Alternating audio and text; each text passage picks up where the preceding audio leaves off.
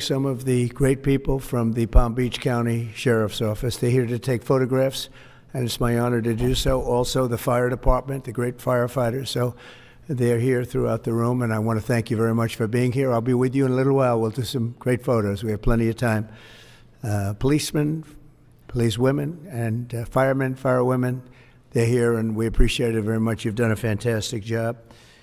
I think it's very important to state that incredible things are happening in our country. I think we've made more progress in 3 weeks than they've made in 4 years, especially with respect to the reputation of our country. And people are respecting us again as a country and as a powerful country, and maybe a smart country, but maybe not so smart, because when you look at some of the waste, fraud, and abuse that's being uncovered by DOJ and the people at DOJ, these are young, often young, but super brilliant people, incredible computer scientists and other things, and they're finding levels of fraud and waste and abuse like I think nobody ever thought possible. But before we do that, I just want to ask Will to come over. I've just finished signing some executive orders, and if we could start with that, Will, you might want to come up here and just explain what we did. Thank you. Good afternoon, y'all. A short while ago, President Trump signed three items. The first is an executive order relating to the affordability and availability of in vitro fertilization and other fertility treatments. These are treatments that have become unaffordable for many Americans, or have been unaffordable for many Americans. And the executive order is a directive to the Domestic Policy Council to examine ways to make IVF and other fertility treatments more affordable for more Americans. The second item that we signed was a presidential memorandum imposing radical transparency requirements on government departments and agencies, in keeping with President Trump and the administration's broader commitment to governmental transparency. What this presidential memorandum would do is require, as waste, fraud, and abuse is uncovered, as programs are canceled, and ultimately as taxpayer dollars are saved, this presidential memorandum would require departments and agencies to make all of the details of that freely available to the public. Lastly, we have another executive order that President Trump signed relating to independent agencies. This executive order would establish important oversight functions in the Office of Management and Budget and its subsidiary office, OIRA, supervising independent agencies and many of their actions, and also reestablishes the longstanding norm that only the President or the Attorney General can speak for the United States when stating an opinion as to what the law is. Thank you very much, Will. That was the primary purpose of this conference, to explain that they're all very important in their own way. Fertilization, I've been saying that we're going to do what we have to do, and I think the women and families, husbands, are very appreciative of it. But that was it. I do want to say while I'm up here, I've been contacted by some of the biggest companies in the world, and because of what we're doing economically and through tariffs and taxes and incentives, they want to come back into the United States. And we'll be announcing various very large companies, the biggest actually, and they'll be coming back, having to do with chips and having to do also with cars and lots of other things. We're going to be announcing some very, very big, momentous decisions are being made by companies all around the world, the biggest, and they want to come back into the U.S. Car plants are being canceled in other locations now because they want to build them here. And you read about a couple, not that I want to mention names or anything, but you read about a couple of big ones in Mexico just got canceled because they're going to be building them in the United States. And that's very simply because of what we're doing with respect to taxes, tariffs, and incentives. And I think it's a very important thing. And you'll be seeing this over the next probably over the next 2 years, to be honest, but you're going to see a lot of it over the next couple of weeks. A lot of big ones are going to be announcing. And so while we're here, I guess we can take a couple of quick questions. Go ahead, please. Please.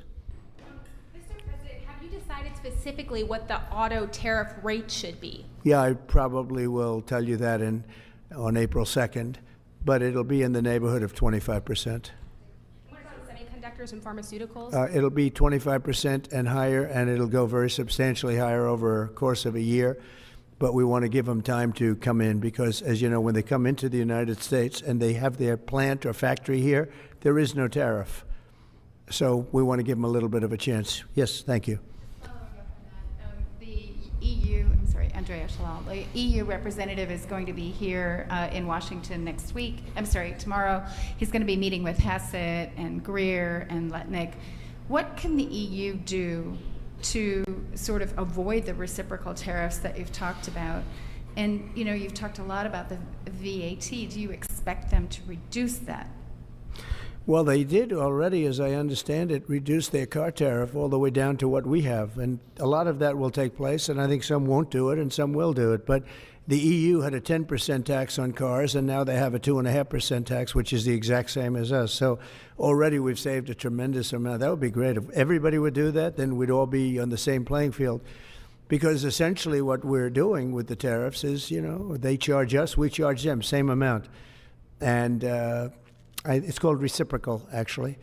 And whatever they charge us, we're charging them. And so the EU is, you know, I appreciate that they did this, but, you know, the EU has been very unfair to us. We have a deficit of $350 billion. They don't take our cars. They don't take our farm products. They don't take almost anything. They take very little. And we're going to have to straighten that out. And we will. I have no doubt about it. Yeah, go ahead, please. Thank you, Mr. President. Could you tell us a little bit more about the Russia talks, your impression of how they went today, and if you're perhaps more confident or less confident of a deal after what happened today? Well, much more confident. They were very good. Russia wants to do something. They want to stop the savage barbarianism. I mean, what's going on over there? It's soldiers are being killed by the thousands on a weekly basis. It's ridiculous. And they're not American soldiers. They're Russian soldiers, and they're Ukrainian soldiers largely, although a lot of Koreans have been killed, as you know. Quite a bit of them have been killed. They came over to fight, and a large portion have been wiped out. But we want to end it. It's a senseless war. It should have never happened, would have never happened if I was president, and it's a shame to see it. And I see pictures that you don't see, but I see pictures of fields that look just horrible. It looks like Gettysburg. If you see the old pictures of Gettysburg, it's soldiers lying all over the field, body parts all over the field. They're all dead. And this is going on a daily basis. It's a horrible thing. Both Russia and Ukraine, they're losing thousands and thousands of soldiers, and a lot of people have been killed too. I think that's one of the things that you'll see historically, and you'll see later on as it goes along. I think people are going to be surprised at how many people, not only soldiers, have been killed in Ukraine. A lot more people than you think. Yeah, please. President Trump, as part of a peace deal with Putin, would you be willing to consider removing all American troops from Europe? Well, nobody's asked me to do that, so I don't think we'd have to do that. I wouldn't want to do that. But that question's never really come up. Yeah. Please. Sir, do you support stationing European peacekeeping troops in Ukraine as part of this peace deal? If they want to do that, that's great. I'm all for it. If they want to do that, I think that'd be fine. Even if the Russians are I mean, I know France has mentioned it. Others have mentioned it. UK has mentioned it. But if we have a peace deal, I think having troops over there from the standpoint of Europe, we won't have to put any over there because, you know, we're very far away. But having troops over there would be fine. I would not object to it at all. We're talking about this now, peace. We have either a ceasefire or a peace itself, and we're looking to do both. We'd start off with the ceasefire, and if they want to do that. I know France was willing to do that, and I thought that was a beautiful gesture. Yeah, please. Do you have any message for Ukrainians who, after 3 years of fighting, might feel betrayed or disappointed at not having a seat at these initial talks in Saudi Arabia? Well, I think I'm really disappointed in what's happened. I've been watching this for 3 years. It's a war that would have never happened if I was president, and I've been watching these people being killed at levels that you've rarely seen, not even close, since the Second World War. And I'm very disappointed. I hear that, they're upset about not having a seat. Well, they've had a seat for 3 years and a long time before that. This could have been settled very easily just a half-baked negotiator could have settled this years ago without the loss of much land, very little land, without the loss of any lives, and without the loss of cities that are just laying on their sides. You have those magnificent golden domes that are shattered, will never be replaced. You can't replace them. 1,000-year-old domes that are so beautiful, you can't replace that. A whole civilization has changed because of what. So when they're worried about not being seated, you mean somebody that should have gone in and made a deal a long time ago? You could have made a deal. This is one that could have made a deal. There was no talk of this during the Trump administration. Putin would have never, ever done it. And by the way, we wouldn't have had October 7th. You know that. We wouldn't have had October 7th either in Israel. And we wouldn't have had that mess that's going on over there. It's like we have great fire people here. We're putting out fires. All over the world we're putting out fires. So that wouldn't have happened. And you know what else wouldn't have happened? Inflation. Because it was caused really by the cost of energy going through the roof because of their bad energy policies and also their spending, their terrible spending, wasteful spending on the Green New Scam. It's a scam. It's a whole big scam. Yeah, please. Yes, sir. I want to ask you a little closer to home. What would it take for you to reconsider the restrictions on the Associated Press? And secondly, some of your advisors are concerned with the Associated Press's style guide, using language and giving guidance to not use words like illegal immigrant or to use phrases like gender-affirming care. And they're concerned about that being an encroaching amount of liberalism in the way in which the press writes about things. Do you share those concerns? Well, I do think that some of the phrases that they want to use are ridiculous, and I think, frankly, they become obsolete, especially in the last 3 weeks, because many things have happened in the last 3 weeks. And I didn't know about that, but I would say that if they want to use certain phrases like that, and I guess some are okay, but many aren't, but the Associated Press just refuses to go with what the law is and what is taking place. It's called the Gulf of America now. It's not called the Gulf of Mexico any longer. I have the right to do it, just like we have the right to do Mount McKinley, and nobody's even challenging that. But only the essentially, it's primarily the Associated Press, and I don't know what they're doing, but I just say that we're going to keep them out until such time as they agree that it's the Gulf of America. We're very proud of this country, and we want it to be the Gulf of America. Now, the Associated Press, as you know, has been very, very wrong on the election, on Trump and the treatment of Trump, and other things having to do with Trump and Republicans and conservatives. And they're doing us no favors, and I guess I'm not doing them any favors. That's the way life works. But, you know, thank you for the question. Who are you with? Very good question. Thank you. Yes. We're hearing that Russia wants to force Ukraine to hold new elections in order to sign any kind of a peace deal. Is that something that the U.S. would ever support? Well, we have a situation where we haven't had elections in Ukraine, where we have martial law, or essentially martial law in Ukraine, where the leader in Ukraine, I mean, I hate to say it, but he's down at 4% approval rating, and where a country has been blown to smithereens. You got most of the cities are laying on their sides. The buildings are collapsed. It looks like a massive demolition site. The whole, I mean, so many of the cities. I mean, they haven't done it in Kiev because I guess they don't want to shoot too many rockets in there. They've done it 20%, but they haven't done it 100%. If they wanted to do it 100%, it would probably happen very quickly. But you have cities that are absolutely decimated. And yeah, I would say that, you know, when they want a seat at the table, you could say the people have to, wouldn't the people of Ukraine have to say, like, you know, it's been a long time since we've had an election. That's not a Russia thing. That's something coming from me and coming from many other countries also. You know, Ukraine is being just wiped out. Look at what's happening to the cities. There are cities, there's not even a building standing. It's a massive, you talk about Gaza. I mean, it's literally, these cities look like Gaza.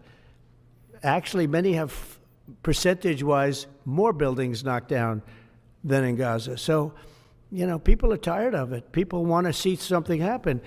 And, you know, the other thing that it's been bothering me for a long time, because I solved the problem with NATO. They paid hundreds of billions of dollars into the funds of NATO when I said you got to pay, because the United States was paying for European countries, and then they take advantage of us on trade.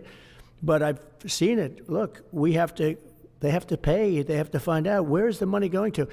We have, I believe, President Zelensky said last week that he doesn't know where half of the money is that we gave him. Well, we gave them, I believe, $350 billion, but let's say it's something less than that, but it's a lot. And we have to equalize with Europe, because Europe has given a very much smaller percentage than that. I think Europe has given $100 billion, and we've given, let's say, 300 plus, and it's more important for them than it is for us. We have an ocean in between, and they don't. But where is all the money that's been given? Where is it going? And I've never seen an accounting of it. We give hundreds of billions of dollars. I don't see any accounting. So I want to see peace. Look, you know why I want? Because I don't want all these people killed anymore. I'm looking at people that are being killed, and they're Russian and Ukrainian people, but they're people. Doesn't matter where they're from on the whole planet. And I think I have the power to end this war. And I think it's going very well. But today I heard, we weren't invited. Well, you've been there for 3 years. You should have ended it 3 years. You should have never started it. You could have made a deal. I could have made a deal for Ukraine that would have given them almost all of the land, everything, almost all of the land, and no people would have been killed, and no city would have been demolished, and not one dome would have been knocked down. But they chose not to do it that way. And President Biden, in all fairness, he doesn't have a clue. He was so bad for this. He was so bad, so pathetic, so sad. But with all of that being said, look, it is what it is. When I left, there was no chance that this could have happened. But it happened because we had incompetent leadership at many different levels. But when you see what's taken place in Ukraine with millions of people killed, including the soldiers, millions of people killed, a big percentage of their cities knocked down to the ground. I don't know how anybody even lives there. You know, when they say they took a poll and Zelensky's at 4%, who's living there? You know, I mean, it's hard to believe that people live there. Their cities are being knocked down, and this is something that would have never happened. And by the way, for 4 years, it didn't happen. It was never going to happen. Go ahead. One follow-up question. How would you counter the perception, because Russia's pushing for this, obviously, they don't really hold true elections, that would be a capitulation of some sort? How would you guard against potentially Russia installing a puppet government? And then finally, how would that new election have an impact on getting Zelensky to sign the rare earth minerals deal? Look, you have leadership, and I like him personally. He's fine. But I don't care about personally. I care about getting the job done. You have leadership now that's allowed a war to go on that should have never even happened, even without the United States. Look, we had a president who was grossly incompetent. He had no idea what he was doing. He said some very stupid things, like going in for portions and all of the things. He made a lot of bad statements, but he's grossly incompetent, and I think everyone knew that. This is something that should have never happened, would have never happened. And I used to discuss it with Putin. President Putin and I would talk about Ukraine, and it was the apple of his eye, I will tell you that. But there was never a chance of him going in. And I told him, you better not go in, don't go in, don't go in. And he understood that. He understood it fully. But I'm only interested, I want to see if I can save maybe millions of lives. This could even end up in a World War III. I mean, to be honest with you, you've been hearing now Europe is saying, well, I think we're going to go in and we're going to go. All of a sudden, you're going to end up in World War III over something that should have never happened. And, you know, it's a very sad situation. Yeah, please. In a court filing, the White House said that Elon Musk is not a DOJ employee and has no authority to make decisions. Can you clarify for us today well, Elon what his Musk, exact role is there? Yeah. Elon is, to me, a patriot. So, you know, you could call him an employee, you could call him a consultant, you could call him whatever you want. But he's a patriot. I mean, look at the kind of things. I just said, just write it down, just in case that question got asked, right? And which I'm surprised it took so long, actually. But you know what? Ukraine's a bigger deal because people are dying by the thousands a week, thousands. But look at this, from 90 to 99, Social Security, 6,054,000 people. Well, that's okay. Maybe that's possible. You know, 90 to 99, maybe it's possible. It's a lot of people, though, at that. But people that live to 100 to 109, 4,734,000. Wow, that's a lot. That means over 100 years old. They have 4 million people. I don't know too many. I know people that are doing great in their 90s, but not too many people over 100. But over 120, from 120 years old, people that are 120 years old up to 129, 3,472,000 people. Wow. You know that can't possibly be, because the record is like, I think it's one person, a woman, lived to 127, but they have 3,472. Okay, but now we're going really in. People from 130 years old to 139-year-old, 3,936,000. Wow. I wonder if people are getting paid with all this. I mean, are these checks? And that's what we're checking right now. People from 140 years old to 149 years old, 3,542,000, 140 years old and beyond. Now we're really going, because we're looking to break the record by 25 years. People from 150 years old to 159 years old, 1,345,000. These are in the, by the way, these are in the computer files. This is what they do well. They're super. I asked Elon, who are these Doge people? He said they're super brilliant computer people and they love the country. It's simple. Wait a minute. People from 160 years old to 169 years, 121,000. So 160-year-old people. 170 to 179,000, 6,087. But now, let's go into the real numbers. From 200 to 209 years old, 879 people. From 210 years old, I haven't met any of them. And if I did, I would bless them. I would worship the ground they walk on. 210 to 219 years, 866. From 220 years old to 229 years old, 1,039. And then you have two people.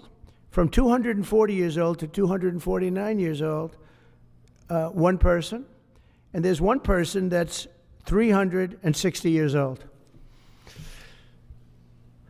That's just that. And then, where's the money being spent, right? Let's go into that for just a second.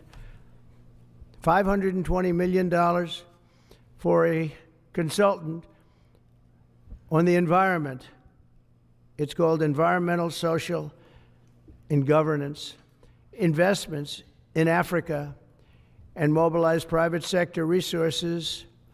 $520 million. Somebody got $520 million for an environmental, sounds like an environmental study.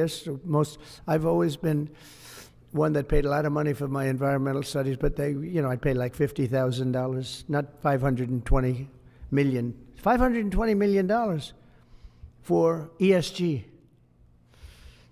$25 million to promote biodiversity, conservation, and promote licit livelihoods by developing socially responsible behavior in the country of Colombia. Well, it's nice, $25 million to go into Colombia for something that nobody ever heard of.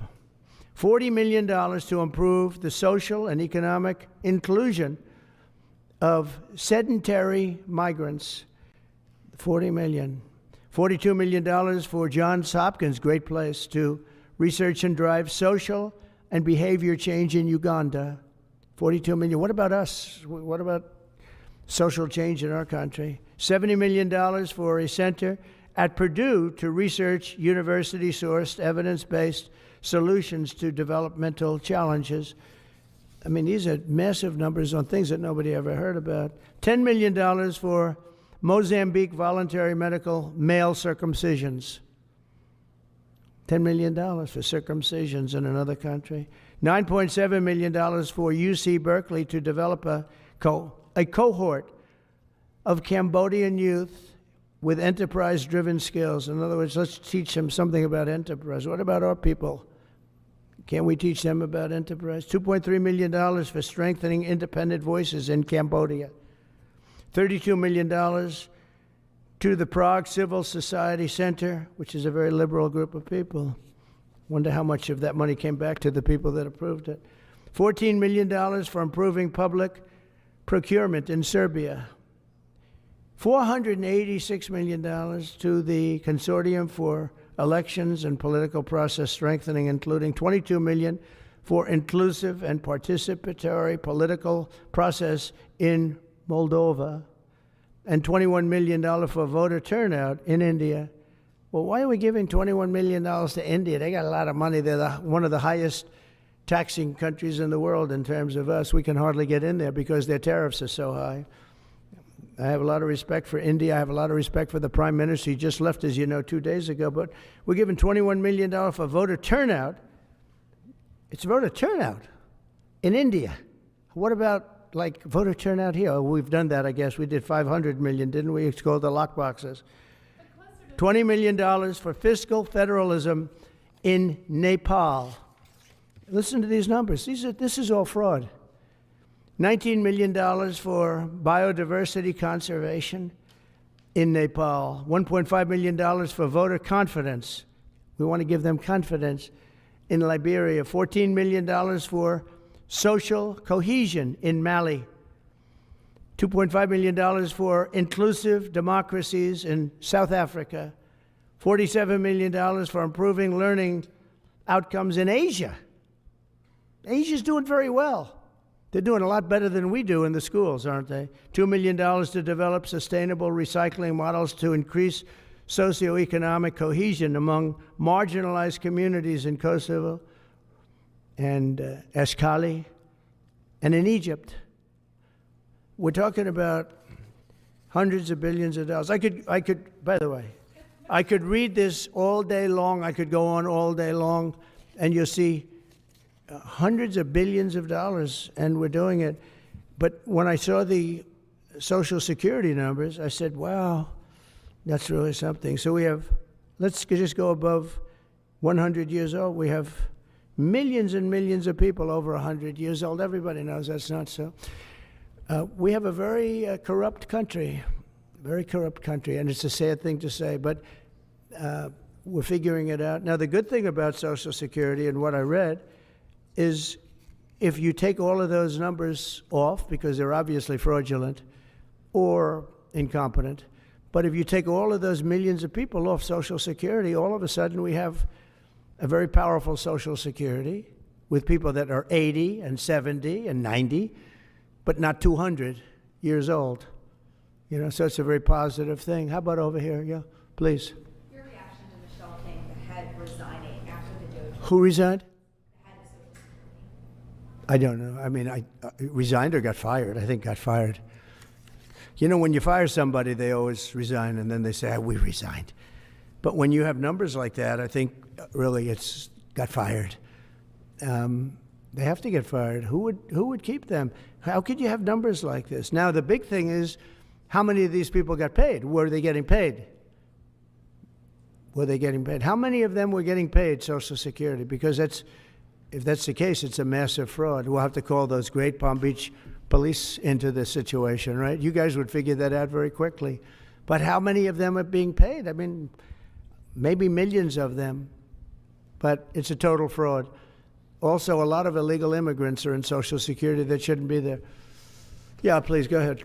Mr. President, there was a big wave of probationary federal workers who were fired over the weekend. Some of these workers focused on nuclear weapon security were immediately rehired. Do you have any concerns about how these terminations have No, not at all. I think we have to just do what we have to do. It's, you know, you're going to, it's amazing what's been found right now. It's amazing. If we feel that in some cases they'll fire people and then they'll put some people back, not all of them, because a lot of people were let go. Don't forget, I got elected on the basis of making our government stronger and smaller, because we have millions of people that obviously they're paying millions of people that shouldn't be paid. And that has also to do with workers. Yeah, please. No, go ahead. Axios, New York Times. Sorry. Mr. President, given your concerns about corruption, you said that if there were any conflicts of interest with Elon Musk, you wouldn't let him anywhere near it. That's right. Doge and SpaceX employees are now working directly at the Federal Aviation Administration and the Defense Department. agencies that have billions of dollars in contracts with Musk's companies or that directly regulate his companies. How is that not a conflict of interest? Well, I mean, I'm just hearing about it, and if there is, and he told me before I told him, but obviously I will not let there be any conflict of interest. He's done an amazing job.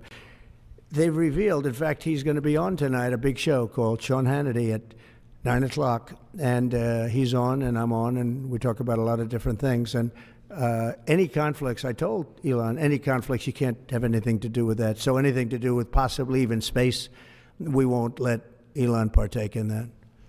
Yeah, please.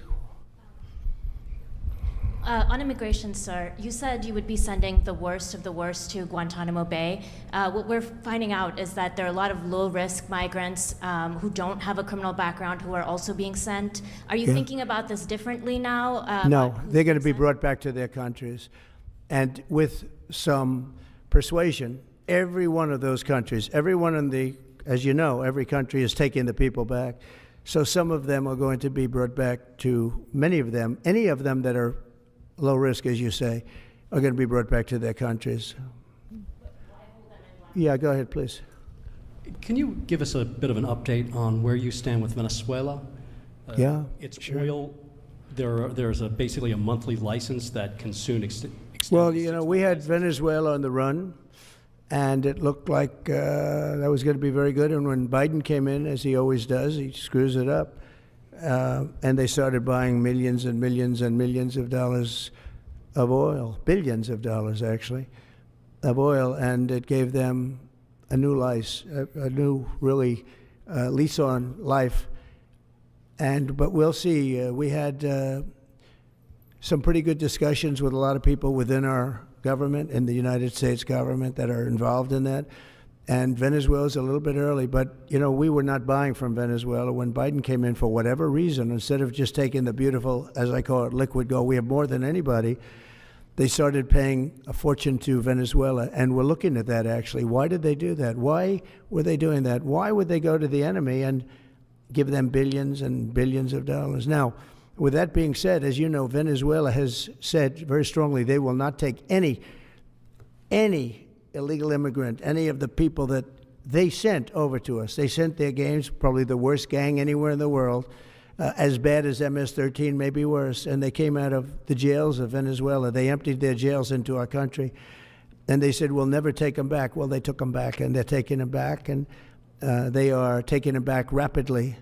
They were sending a lot of people to Venezuela. They said they wouldn't take them back, and they are taking back. But we're looking at Venezuela very seriously, and we're going to be able to. Don't forget, I've only been here for 3 weeks.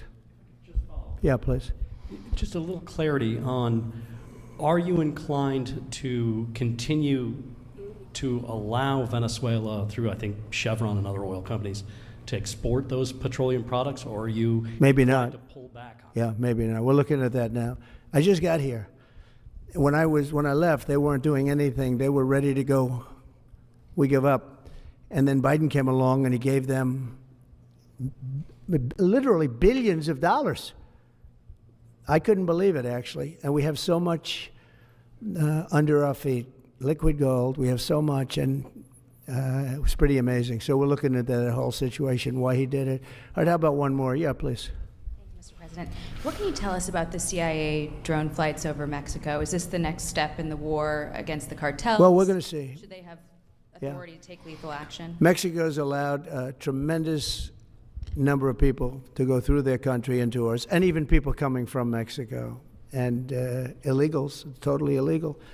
They've allowed people to empty jails into Mexico and then let them come through with this totally ridiculous open border policy of the Biden administration. So millions of people have come in, and hundreds of thousands, and actually millions, are criminals. They came in from jails all over the world that release them into Mexico, and they come into our country. And they also came in from Canada, by the way, large numbers through Canada. In fact, when we closed up the one border, they came in through the other border. So Canada is not an uninterested party. But I will say this.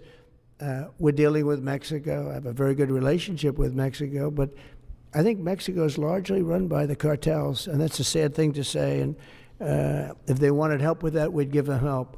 But Mexico, if you look at what's gone on with Mexico for years now, but now especially it's run by the cartels. And they've allowed millions of people to come into our country from jails and prisons of other countries from all over the world, not just South America, Africa, Asia, all over. A lot from the Congo in Africa, a lot. They opened their jails. They came in through Mexico. And we have some of the worst criminals coming in from the Congo and other places. So it's not just South America, and it's not just Venezuela, but they opened their jails. And you know, the crime rates in Venezuela and other places all over the world has gone way down. You know why? Because they've given us their prisoners, gang members, and it's hard to believe that we accepted this. It's hard to believe that we allowed open borders, and we're taking in, hundreds of thousands and millions of people coming in from all over the world that are absolute stone-cold criminals. In fact, 11,088 murderers, and many of those people have murdered more than one person. Why are they giving us these people, and why are we taking these people under Biden? You had a border czar that never went to the border. Happened to be a vice president, never went to the border, never called the border people. I call them all the time. I speak to them all the time. But here's the good news. We have the most secure border we've ever had right now. As secure and even more secure than I had it 4 years ago. And the Border Patrol is doing incredible. ICE is doing incredible. Tom Homan's unbelievable, and Kristi Noem has been just working very, very hard, very, very hard. And we have the best numbers we've ever had, and we're going to keep it that way. And we're going to find out how a thing like this could have happened to our country, because who would allow this to happen? What they've done to our country is so sad. Thank you very much. Thank you. Thank you.